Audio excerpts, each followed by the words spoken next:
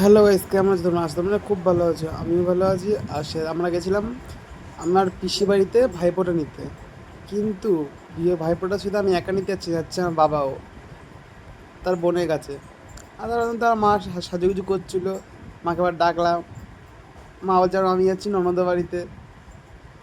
ঠিক আছে, এবার তো আস্তে আস্তে বেরাচ্ছি, বেরিয়ে দেখা হচ্ছে। এই বেরিয়ে গেছি, কি রোদ্দুর ছিল, বিশাল রোদ্দুর ছিল সেদিনকারে। এই যে আমরা তিনজন যাচ্ছি গাড়িতে করে পিসি বাড়িতে। আমি গিয়ে বসে পড়েছি ভাইফোঁটা নিতে। দিদি ভাইফোঁটা দিচ্ছে,